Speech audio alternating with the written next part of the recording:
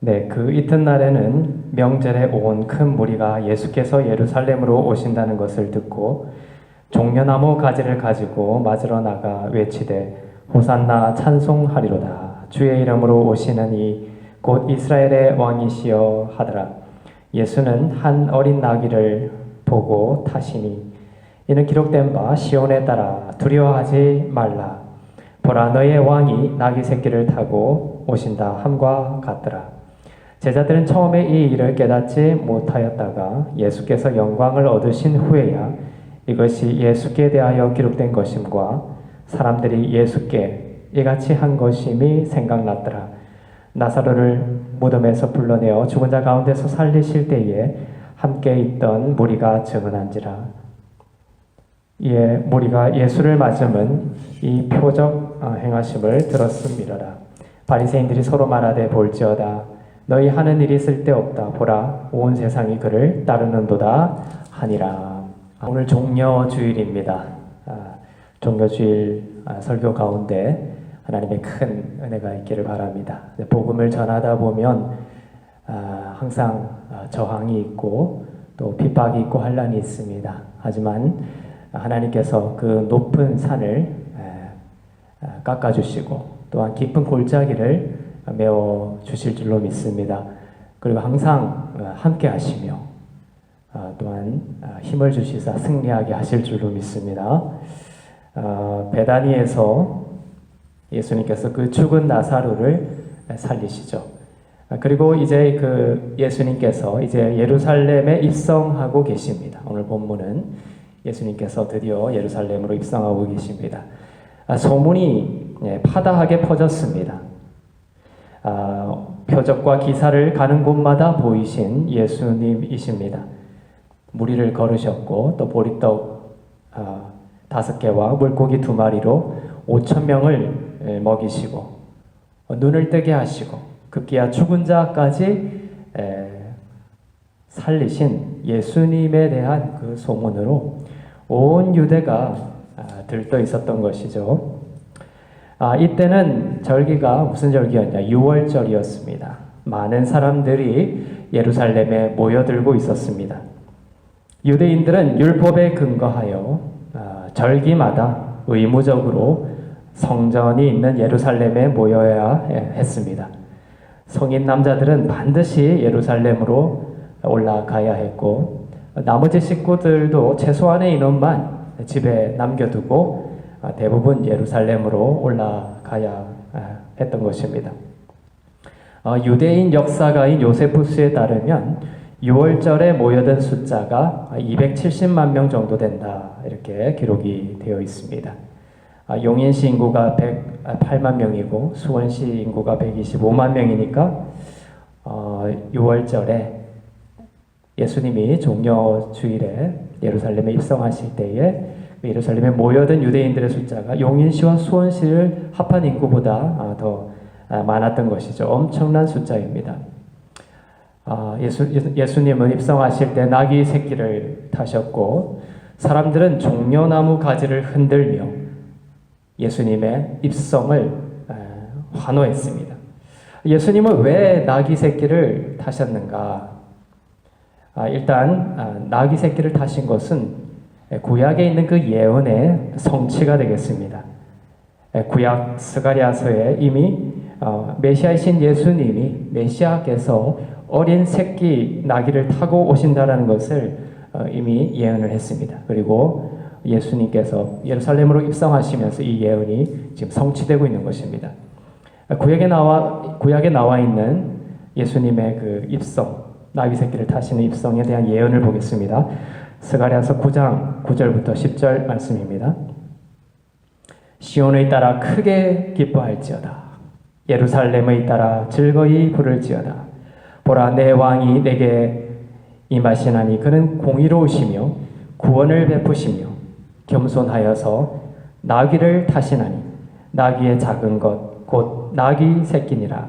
내가 에브라임의 병거와 예루살렘의 말을 끊겠고 전쟁하는 활도 끊으리니 그가 이방 사람에게 화평을 전할 것이요 그의 통치는 바다에서 바다까지 이르고 유브라데 강에서 땅 끝까지 이르리라. 시온에 따라 크게 기뻐하고 예루살렘에 따라 즐거이 부르라고 하십니다. 왜냐하면 왕이 오신다는 거예요. 그는 공의로운 구원자이신데 그 구원자는 겸손하셔서 나귀 새끼를 타고 오신다. 이렇게 예언이 되어 있습니다. 그것이 예언이 되어 있었고 그 예언에 따라 오늘 예수님께서 나귀 새끼를 타고 입성하고 계십니다. 보통 왕이라고 하면 나귀 새끼를 타면 안 되죠. 백마 정도는 타야 합니다. 그런데 왕이신 예수님은 나귀 중에서도 새끼 나귀를 타고 오셨습니다. 왜 나귀 새끼이고 그게 왜 겸손한 모습인가? 다른 그 복음서의 그 병행 구절을 보면 예수님께서 제자 둘을 시켜서 나무에 매여 있는 나귀 새끼를 풀어서 끌고 오라고 명하시죠. 마가복음 11장 2절입니다.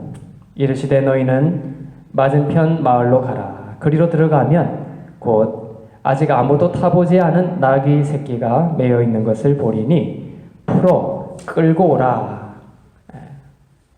왜 나귀인가? 나귀를 끌고 오라고 그랬죠. 나귀 새끼를. 나귀는 누군가를 그 등에 태워서 일을 하죠. 나귀는 누군가를 등에 태워서 일을 하는 그 일을 통해서 자기의 그 가치성을 챙기는 짐승입니다. 그런데 예수님이 끌고 오라 하신 나귀는 어떤 나귀였죠? 아직 아무도 타보지 않은 나귀였습니다. 즉 나귀로서의 아무런 가치성도 없는 그런 무가치한 짐승의 상태를 말하고 있는 것입니다. 주님은 가서 풀어 끌고 오라고 하십니다. 그리고 가서 추가 쓰시겠다 말하니 순순히 그 나귀 새끼를 내어줍니다. 그리고 주님은 그 나귀 새끼를 타고 입성하시죠. 그 나귀 새끼는 바로 하나님께서 택하신 백성들을 상징합니다. 무가치한 자를, 바로 우리가 무가치한 자였죠. 자격 없는 자였죠. 구원에 있어서 아무런 자격이 없는 자를 주님께서 하나님의 지혜로 택하셔서 타시는 겁니다. 그 구원의 일에 동참시키시는 겁니다. 주님이 택하시고 구원을 베푸시니 그 일을 막을 자가 아무도 없었던 거예요. 그 나귀 새끼를 주님께서 쓰시겠다 하니 그냥 내어줄 수밖에 없는 것입니다. 주님께서 택하신 자를 구원하시는 그 일을 막을 자가 아무도 없는 것입니다. 하나님께서 이 나귀 새끼처럼 자격 없는 자를 그 인간 측에서의 아무런 행위와 선행과 봉사와 이런 인간 측에서의 아무런 조건을 따지지 않으시고 택하시고 공헌하시는 것을 신학용어로 unconditional election, 무조건적인 선택이다 라고 합니다. 이러한 무조건적인 선택에 의하여 저와 여러분이 구원을 받은 것입니다. 아무런 선한 일을 한 것도 없는 우리를 무조건적으로 택정하시고 그 사망의 메인 자리에서 십자가로 구원하시는 하나님의 놀라운 은혜를 여러분들이 기억할 수 있기를 바랍니다. 그리고 그 은혜를 기뻐하는 이 한 주간이 되기를 바랍니다. 또한 이 나귀라는 것은 원어로 붉은 짐승, 아톤이라는 히브리어인데 붉은 짐승이다 이런 뜻이에요. 나귀라고 번역이 되어 있지만 아톤, 붉은 짐승이다. 아담이 뭐라고 했죠? 아담은 붉은 사람이다 라는 뜻입니다. 붉다라는 거예요. 나귀라고 번역이 되어 있지만 붉은 짐승이라는 뜻으로 바로 주님을 죽인 첫사람 아담과 그에 속한 우리들을 말하는 것입니다. 창세기에 이 예언이 되어 있는데 이 나귀가 묶여있던 나무는 아마 포도나무였지 않았을까 이렇게 생각을 해볼 수도 있습니다. 창세기 49장에 보면 주님께서 장차 오실 것이다. 주님께서 장차 오셔서 포도나무에 매여 있는 붉은 짐승을 타고 입성하실 것을 창세기에서 예언하고 있어요. 그것의 영적 의미가 무엇이냐면 바로 주님이 나귀 새끼를 타고 오시는 포도나무에 매여 있는 나귀 새끼를 풀어서 타고 오시는 그것의 영적인 의미는 주님이 자신의 옷을 바로 붉은 포도나무 되시는 자신의 피로 붉게 물들일 것이다 라는 뜻이에요. 바로 십자가를 지게 될 것을 예언하고 있습니다. 구약에 예언되어 있는 창세기 49장 10절부터 11절을 읽겠습니다. 홀이 유다를 떠나지 아니하며 치리자의 지팡이가 그 발 사이에서 떠나지 아니하시기를 실로가 오시기까지 미치리니 그에게 모든 백성이 복종하리로다. 그의 나귀를 포도나무에 매며 그 암나귀 새끼를 아름다운 포도나무에 맬 것이며 또 그 옷을 포도주에 빨며 그 복장을 포도즙에 빨리로다. 이 본문은 어떤 구절입니까? 야곱이 자기 아들들에게 유언하는 대목입니다. 그런데 유다에게 이 예언을 하면서 그의 후손으로 메시아가 오실 것임을 예언하고 있는 거예요. 그런데 그 메시아는 어떻게 하신다? 나귀를 포도나무에 메고 그 옷을 포도주와 또 포도즙에 빨 것이다. 이렇게 예언을 하고 있습니다. 요한복음 15장 1절에서 예수님은 자신을 포도나무다. 나는 포도나무다 말씀하시죠. 즉 주님은 바로 자신이 흘리는 피로 자신의 옷을 빠는, 즉 자신의 옷을 자기의 피로 물들이는 십자가의 주인공으로 오실 것이다. 그 예언을 하고 있는 것입니다. 나귀 새끼를 타고 예루살렘에 입성하시는 예수님의 모습은 바로 이처럼 우리를 속량하시기 위해 자신의 옷을 자신의 피로 물들이실 십자가의 길을 보여주고 계신 것입니다.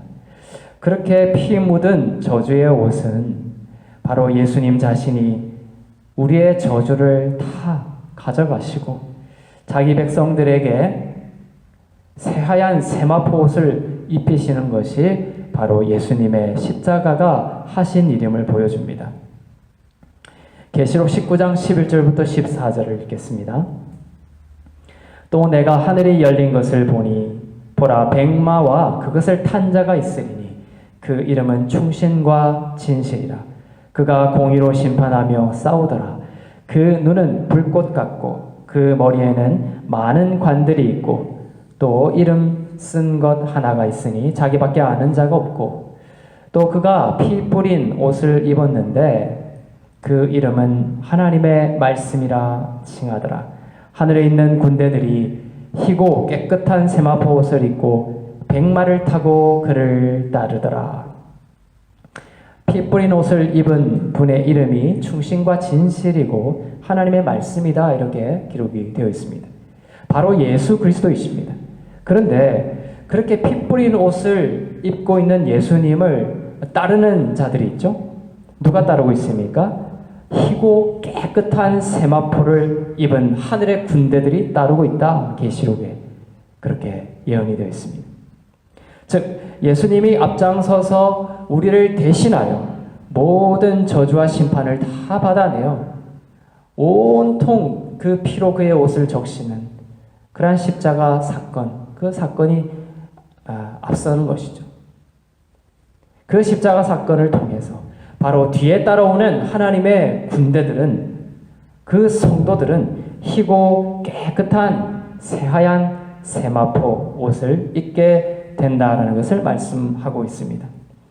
원래 그 피 뿌린 옷은 우리가 입어야 하는 것이었고 그 피도 바로 우리가 흘려야 되는 우리의 피였어요. 그렇지만 주님이 앞장서서 십자가의 사건으로 말미암아 주님이 우리를 대신하여 죄가 되셨고 그로 인해 우리가 하나님의 의가 되는 새하얀 세마포 옷을 입은 의로운 하나님의 의가 되는 놀라운 은혜를 입게 된 것입니다. 그것이 또한 이 나귀 새끼를 타고 오는 예수 그리스도의 모습이 함의하고 있는 내용이다. 예수님이 이처럼 나귀 새끼를 타고 입성하고 계시는데 군중들이 이제 소리를 치고 있습니다. 뭐라고 소리칩니까? 호산나 찬송하리로다. 주의 이름으로 오시느니 곧 이스라엘의 왕이시여. 그들이 예수님을 향해 호산나 하고 외치고 있죠. 호산나. 그 호산나라는 외침은 여호와여 지금 구원하소서, 그 내용입니다. 여호와여 지금 구원하소서. 시편 118편에 가면 이 문장이 나옵니다. 이 구절을 요한복음에서 백성들이 인용해서 외치고 있는 거예요. 시편 118편 25절에서 27절을 보겠습니다. 여호와여 구하옵나니 이제 구원하소서. 여호와여 우리가 구하옵나니 이제 형통케 하소서. 여호와의 이름으로 오는 자가 복이 있으며 우리가 여호와의 집에서 너희를 축복하였도다. 여호와는 하나님이시라. 그가 우리에게 빛을 비추셨으니 밧줄로 절기 제물을 제단불에 맬지어다. 여호와여 이제 구하옵소서. 여호와여 이제 형통케 하소서. 이렇게 외치고 있죠. 원문으로는 아나 아도나이 호시아나 아나 아도나이 하츠리아나 버루카와 보셈 아도나이.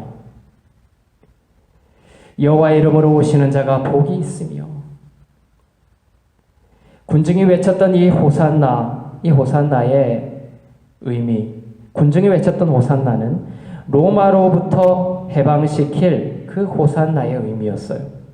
그들의 힘으로 불가능한 그 죄로부터의 구원을 말하는 것이 아니었습니다. 시편 118편이 예언했던 호산나의 진짜 의미는 바로 살인자로 태어나는 자들을 향한 바로 예수 그리스도의 구원을 말하는 것이었죠. 그리고 27절에 절기제물을 제단불에 맬지어다 이렇게 되어 있습니다. 제단불 하면 무엇이 생각납니까? 바로 도피성이죠. 성경은 첫사람 아담 안에서 이 세상에 태어나는 모든 인간들을 살인자로 규정합니다. 살인자로 태어납니다. 왜냐하면 죄를 짓고 하나님으로부터 멀어진 모든 자들은 은혜로 살려고 하는 것이 아니라 자신의 힘과 능력과 또 자신의 지혜로 자신의 행복과 만족을 채워야 했기 때문에 자기 자신 안에 있는 어떤 것으로는 그 터진 웅덩이를 메울 수가 없었던 것이죠. 그래서 그들은 자기 이외의 다른 이들을 경쟁자 그리고 원수로 여기게 되었습니다. 예수님이 오셔서 형제를 미워하는 자마다 살인하는 자다 규정했죠.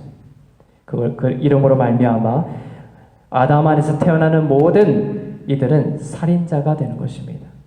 우리는 살인자로 태어났다는 것이죠. 그래서 사형에 처해져야 하는 자들이었습니다. 돌에 맞아 죽어야 하는 자들이었습니다. 그러나 하나님은 구약에서 도피성을 마련해 주십니다. 그래서 살인자들이 도피성으로 도피해서 그 안에 제단불을 잡으면 구원의 기회를 주셨습니다. 시편 118편은 지금 그 이야기를 하고 있는 것입니다. 모든 죄인들은 예수님을 죄로부터 구원하여 주실 분으로 알고 호산나를 외쳐야 됐던 것입니다. 그러나 예수님이 입성하실 때 현실적으로 군중이 외쳤던 그 호산나의 의미, 그 의미는, 구원의 의미는 로마의 압제와 이생의 자랑을 도와줄 호산나, 그 호산나를 외쳤던 것이죠. 당시 유대인들은 그 선민 사상이 아주 대단했습니다. 자신들은 이미 하나님의 선민이기 때문에 당연히 구원을 받는 민족이다. 그런 생각이었습니다. 지금 로마라는 악한 자들이 자신들을 지배하고 있으니 그 현실에서 자신들을 구원해 달라라는 그 호산나를 외치고 있는 거예요. 예수님이 진짜 오신 구원의 목적과 다른 것입니다. 그들은 죄인 중에 괴수라는 그들의 처음 자리를 알지 못했고, 그리하여 예수님을 그들을 죄와 사망에서 구원하실 메시아로 생각하며 호산나를 외치고 있지 않았던 것입니다. 죄와 사망의 권세로부터 구원하시기 위해서는 십자가라는 그 연약함이 필요했던 것입니다. 십자가라는 그 고난과 피 흘림이 필요했습니다. 우리의 죄를 구속하시기 위해서 말이죠. 그 연약함이 필요했던 것입니다. 그러나 군중이 호산나라고 외치면서 주님께 기대했던 것은 무엇입니까? 바로 로마의 압제로부터 해방시킬 강력한 그 구원자. 주님을 그렇게 기대했기 때문에 십자가를 이제 예수님께서 지게 되시면서 점차 연약해지시자 결국 그들은 예수님을 배척해버립니다. 그리고 호산나의 함성, 예수님을 호산나라고 종려나무를 흔들면서 예수님을 환호성하던 그들이 똑같은 입술로 이제는 어떻게 됩니까? 그 함성이 변하여 예수님을 십자가에 못 박으라는 함성으로 바뀌었던 것입니다. 백마탄 영웅이 아니었던 것이죠. 그들의 기대와 달랐던 것입니다. 그들은 종려나무 가지를 흔들고 있었습니다. 사실 종려나무 가지는 6월절에 흔드는 것이 아닙니다. 장막절에 흔드는 것이죠. 그런데도 불구하고 오늘 6월절에 유대인들이 예수님을 환송하며 칭송하며 종려나무 가지를 흔들고 있습니다. 왜 그런가? 그것은 그로부터 2세기 전 시리아의 안티오쿠스 에피파네스 4세의 그 압제로부터 예루살렘 성전을 탈환하고 에피파네스를 몰아낸 그 유다 마카비의 승리를 다시 한 번 더 예수님에게 기대하고 있는 것이에요. 그러한 강렬한 다시 한 번 더 그 유대 마카비의 부활을 예수님에게 한 번 더 기대하는 유대인들의 강렬한 열망이 이 종려나무 가지를 흔드는 것에 담겨 있다라고 볼 수 있습니다. 에피파네스를 몰아낼 때 유대인들이 이 종려나무 가지를 흔들었거든요. 그 간단한 내용은 그렇습니다. 시리아의 그 안티오쿠스 에피파네스는 다니엘이 환상 속에서 본 사람이었어요. 다니엘서 8장 23절에 보면 헬라에서 갈라진 내 나라의 마지막 즈음에 한 왕이 나타날 것이다. 그리고 그 마지막 한 왕이 나타나서 유대인들을 파괴하고 멸할 것이다 라는 그 대목이 나오는데 그 사람이 바로 안티오쿠스 에피파네스 4세였다라는 겁니다. 에피파네스 4세는 기원전 167년에 아폴리오스 장군을 비롯한 2만 명의 대군을 바로 이 팔레스타인에 보내어 주둔시켰습니다. 그리고 이 예루살렘을 장악하고는 어떻게 했느냐? 안식일과 할례와 제사를 폐지해버렸습니다. 그리고 구약 성경을 금서로 지정했습니다. 절기도 지키지 못하게 했습니다. 그래서 유대인들은 절기 때에 예루살렘 성전으로 모이지 못했습니다. 더구나 이 에피파네스는 성전의 그 지성소에, 그 거룩한 지성소에 제우스 신전을 세우고 제우스에게 제사를 지내게 했습니다. 유대인들은 돼지를 부정하게 생각하죠. 부정한 제물로 여겼습니다. 그런데 그 돼지로 제사를 또 드리게 했습니다. 그래서 성전의 그 제단은 늘 돼지 피로 물들어 있었습니다. 그렇게 제사를 드린 후에는 반드시 그 제물로 바쳐진 돼지를 먹게 만들었어요. 그 중에 하나라도 어기는 자는 그 자리에서 죽였습니다. 그런 엄청난 그 예배와 제사에 대한 예루살렘 성전 속에서의 그 엄청난 박해 가운데 있을 때에 누가 나타났냐? 마따디아라는 제사장이 나타납니다.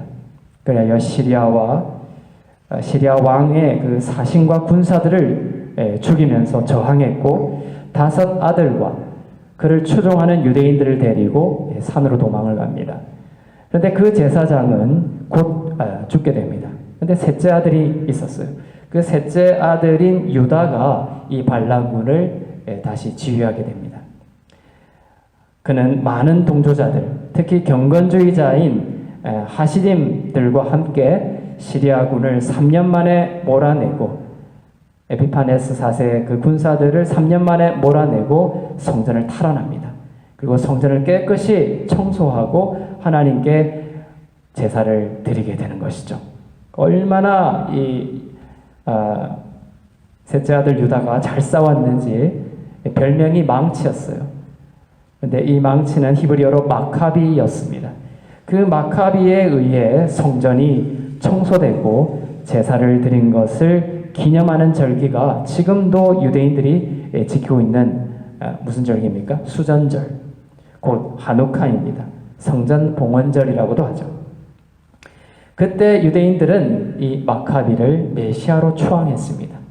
종려나무 가지를 흔들며 호산나 호산나, 그때 종려나무를 흔들면서 호산나를 외쳤던 것이죠.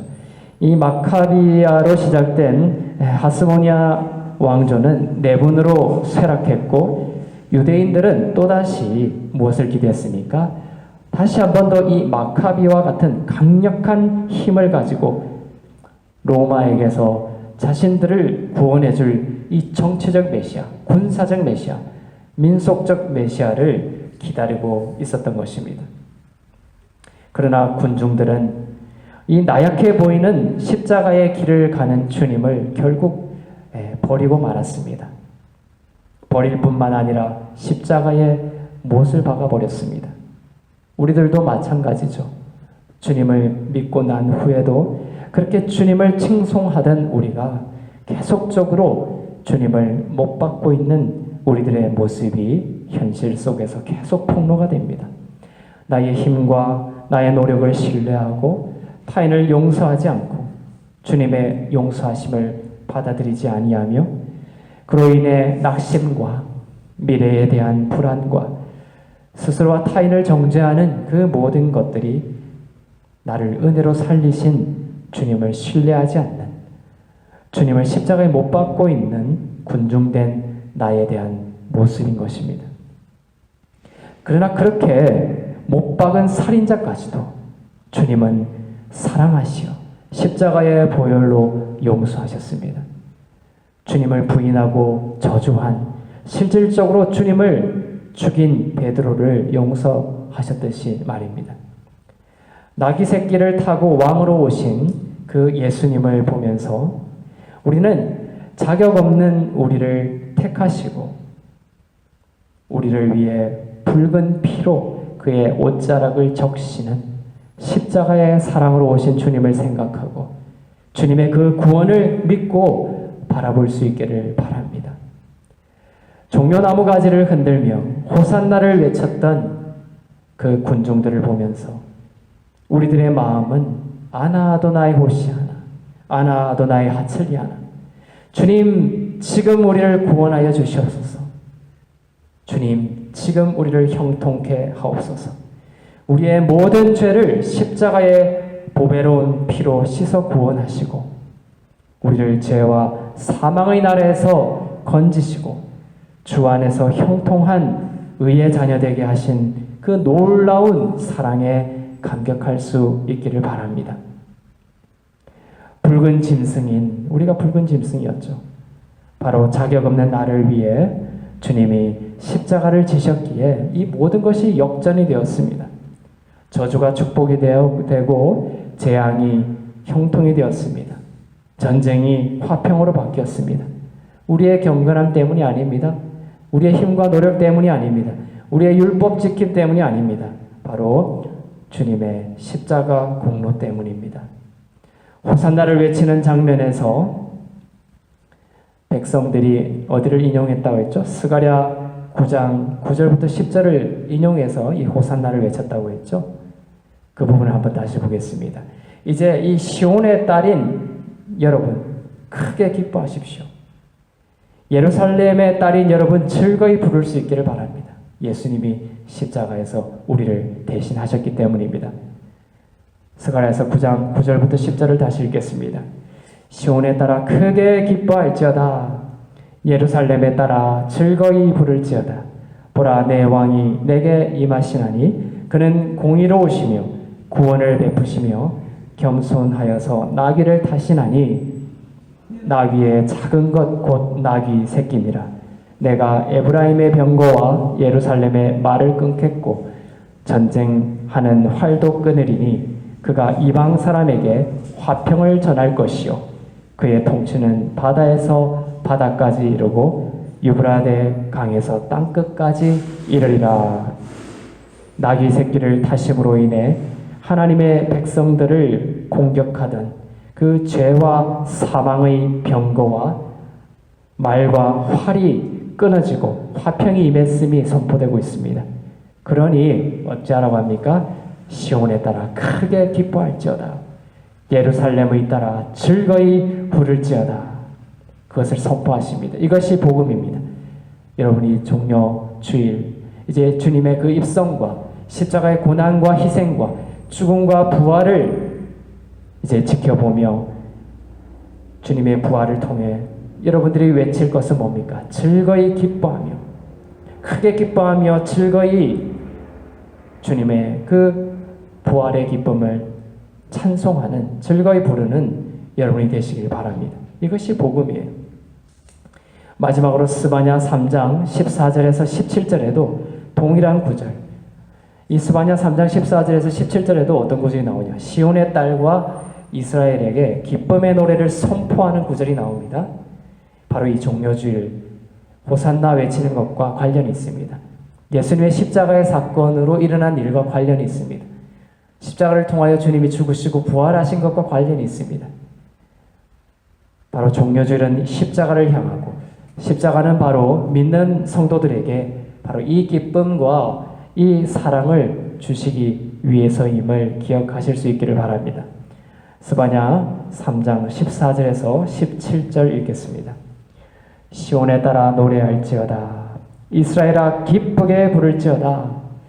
예루살렘 따라 전심으로 기뻐하며 즐거워할지어다. 여호와가 내 형벌을 제거하였고 내 원수를 쫓아냈으며 이스라엘 왕 여호와가 내 가운데 계시니 내가 다시는 화를 당할까 두려워하지 아니할 것이라. 그날에 사람이 예루살렘에 이르기를 두려워하지 말라. 시온아 내 손을 늘어뜨리지 말라. 너의 하나님 여호와가 너의 가운데 계시니 그는 구원을 베푸실 전능자이시라. 그가 너로 말미암아 기쁨을 이기지 못하며 너를 잠잠히 사랑하시며 너로 말미암아 즐거이 부르며 기뻐하시리라. 아멘.